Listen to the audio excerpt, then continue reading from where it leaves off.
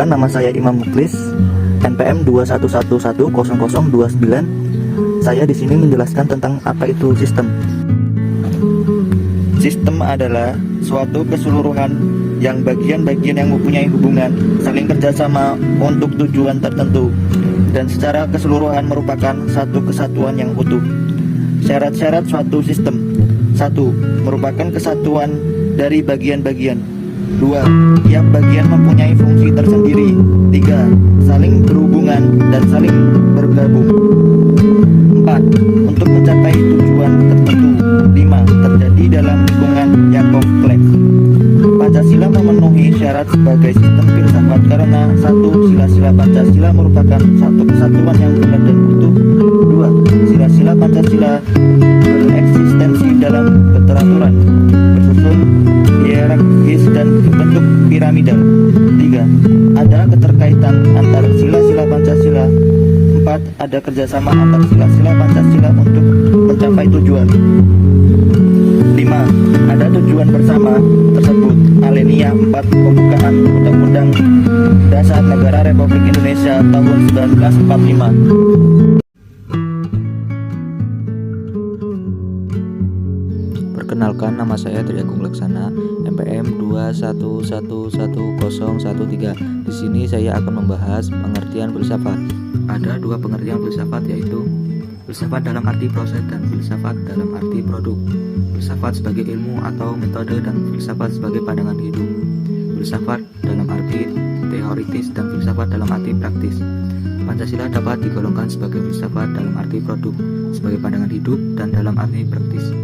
Ini berarti filsafat Pancasila mempunyai fungsi dan peranan sebagai pedoman dan pegangan dalam sikap, tingkah laku, dan perbuatan dalam kehidupan sehari-hari, dalam masyarakat, berbangsa, dan bernegara bagi bangsa Indonesia. Filsafat sebagai kegiatan olah pikir manusia menyelidiki objek yang tidak terbatas, yang ditinjau dari sudut isi atau substansinya, dapat dibedakan menjadi dua: 1. Objek material filsafat. 2. Objek formal filsafat.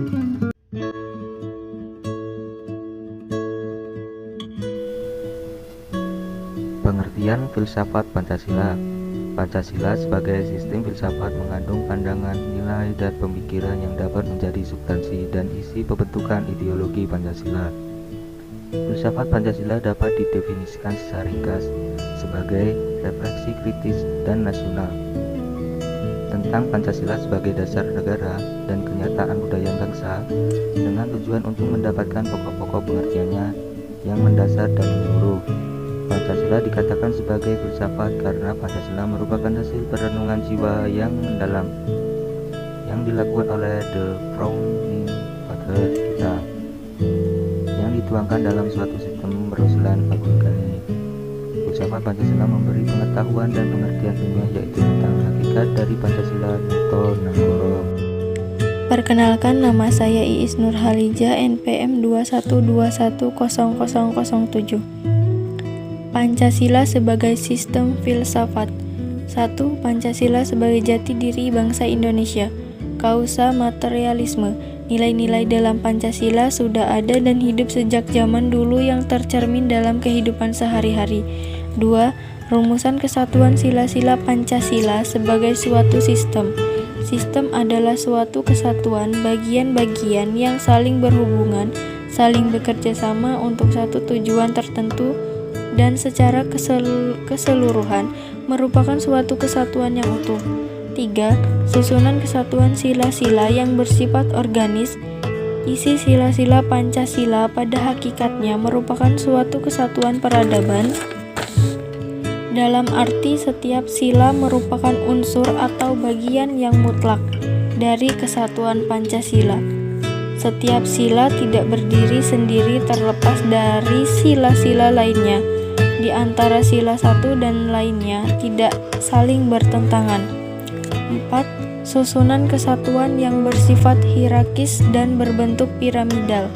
Susunan sila-sila Pancasila menunjukkan suatu rangkaian tingkatan luas dan isi sifatnya dari sila-sila sebelumnya atau di atasnya. Dengan demikian, dasar susunan Pancasila mempunyai ikatan yang kuat pada setiap silanya, sehingga secara keseluruhan Pancasila merupakan suatu keseluruhan yang bulat. 5. Rumusan hubungan kesatuan sila-sila Pancasila yang saling mengisi dan saling mengkualifikasi. Setiap sila terkandung nilai keempat sila lainnya. Dengan kata lain, dalam sila Pancasila senantiasa dikualifikasi oleh keempat sila lainnya. Ciri-ciri sistem sebagai berikut. A. Suatu kesatuan bagian-bagian. B. Bagian-bagian tersebut mempunyai fungsi sendiri-sendiri. C. Saling berhubungan dan saling ketergantungan. D. Kesemuanya dimaksudkan untuk mencapai suatu tujuan bersama atau tujuan sistem. E. Terjadi dalam suatu lingkungan yang kompleks.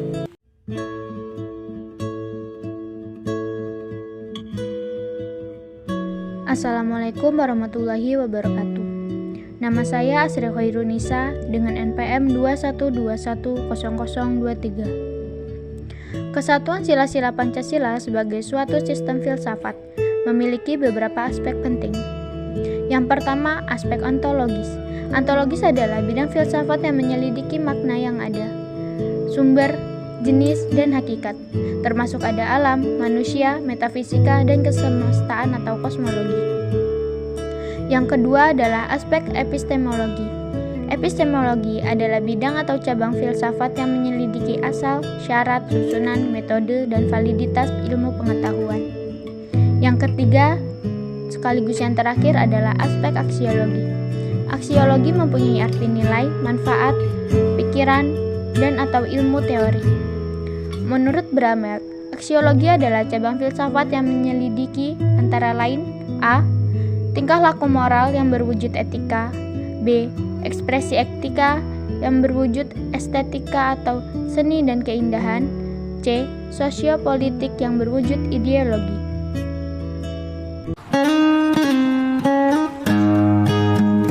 Perkenalkan, nama saya Ramaditya, NPM 21210035. Di sini saya akan menjelaskan tentang nilai-nilai Pancasila menjadi dasar dan arah keseimbangan antara hak dan kewajiban. Nilai-nilai Pancasila menjadi dasar dan arah keseimbangan antara hak dan kewajiban adalah apabila memahami nilai-nilai dari sila-sila Pancasila akan terkandung beberapa hubungan manusia yang melahirkan keseimbangan antara hak dan kewajiban. Contohnya, 1. Hubungan vertikal. 2. Hubungan horizontal. 3. Hubungan alamiah. Sekian dari saya, terima kasih.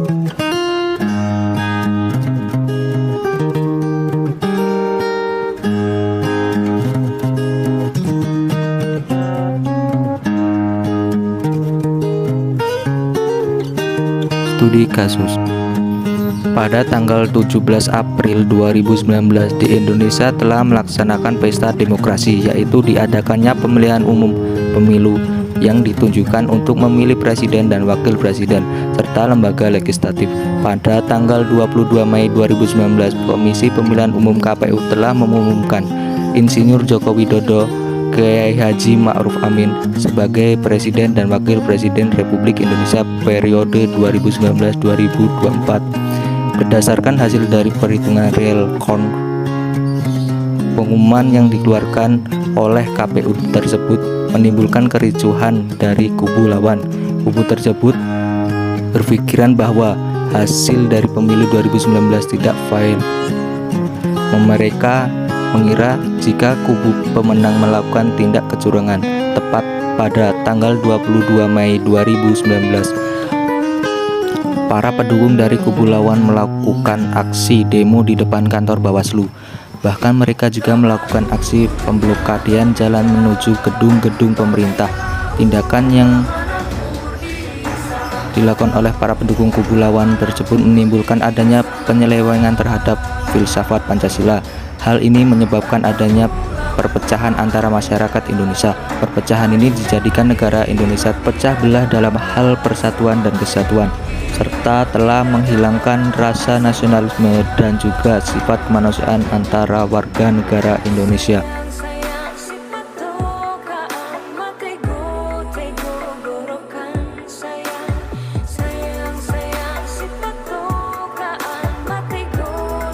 bertujuan menjadikan negara Indonesia sebagai negara yang utuh dan bersatu sehingga tidak menjadi terpecah belah dan tidak ada penyelewengan terhadap filsafat Pancasila serta menimbulkan jiwa rasa nasionalisme dan juga sifat kemanusiaan antara warga negara Indonesia.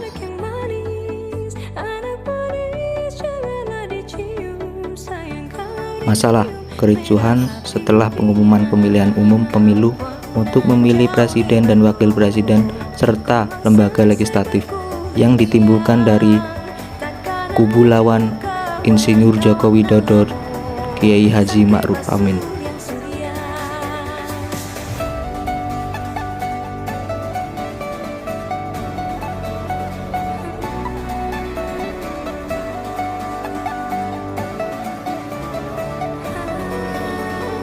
Sebab masalah: 1.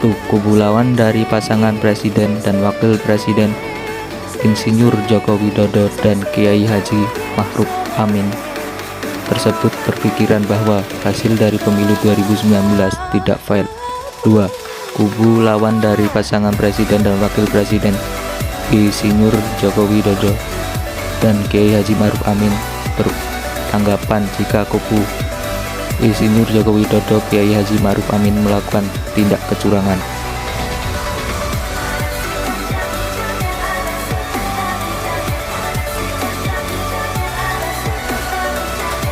Akibat masalah: kubu lawan Insinyur Joko Widodo dan Kiai Haji Ma'ruf Amin melakukan aksi demo di depan kantor Bawaslu, melakukan aksi pemblokan jalan menuju gedung-gedung pemerintah,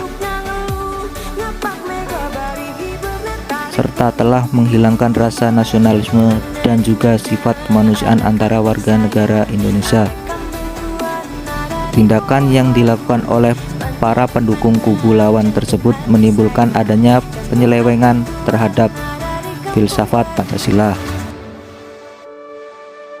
Adanya perpecahan antar masyarakat Indonesia. Perpecahan ini menjadikan negara Indonesia terpecah belah dalam hal persatuan dan kesatuan.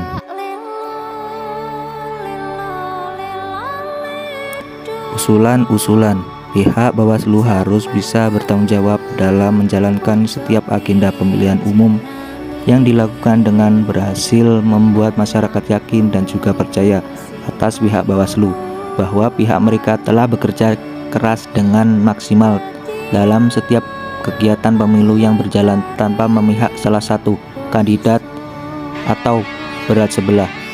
Jika sampai ditemukan keganjalan-keganjalan dalam setiap hasil yang sudah disahkan, maka pihak yang bersangkutan atau bertanggung jawab atas kegiatan pemilu tersebut harus dapat dibuktikan segala kebenaran dan hasil yang benar-benar real apa adanya, tanpa ada campur tangan pihak yang memiliki kewenangan sebagai jalan pintas melakukan kecurangan. Di pemilu-pemilu selanjutnya, alangkah baiknya jika hasil perolehan suara dari setiap paslon dilaporkan atau ditunjukkan secara lebih transparan kepada seluruh masyarakat dan pihak-pihak yang bersangkutan melalui media sosial, media cetak, maupun media elektronik di setiap tahapnya, agar pada saat diperoleh hasil akhir dari perhitungan suara tersebut memiliki nilai keakuratan yang pasti karena adanya bukti yang kuat pula. Penyelesaian: membuat gugatan hasil Pilpres 2019 ke Mahkamah Konstitusi, menimbang bahwa pada hakikatnya fungsi dan peran mahkamah dimaksudkan antara lain untuk mengawal tegaknya konstitusi dengan segala asas yang melekat padanya. Demokrasi adalah salah satu asas yang paling fundamental di dalam Undang-Undang Negara Republik Indonesia tahun 1945, sebagaimana tertuang di dalam pasal 1 ayat 2 bahwa kedaulatan berada di tangan rakyat dan dilaksanakan menurut Undang-Undang Dasar. Oleh sebab itu, mahkamah berwenang juga untuk mengawal tegaknya demokrasi seperti yang diatur dalam konstitusi. yang dalam rangka mengawal tegaknya demokrasi itu harus juga menilai dan memberi keadilan bagi pelanggaran-pelanggaran yang terjadi di dalam pelaksanaan demokrasi, termasuk penyelenggaraan pemilu pilkada. Langkah-langkah: 1. Melakukan pengolahan dan pencermatan data dan membahas dalam rapat pleno. 2. Berkoordinasi dengan Direktorat Jenderal Kependudukan dan Catatan Sipil, Dirjen Dukcapil. 3. Mengadakan rakor dengan KPU. 4. Melakukan verifikasi faktual dengan metode sapling sesuai kesepakatan serta melibatkan Bawaslu sesuai tingkatannya untuk meneliti dugaan data pemilih invalid. 5. KPU melakukan FGD dengan ahli demografis dan ahli statistik.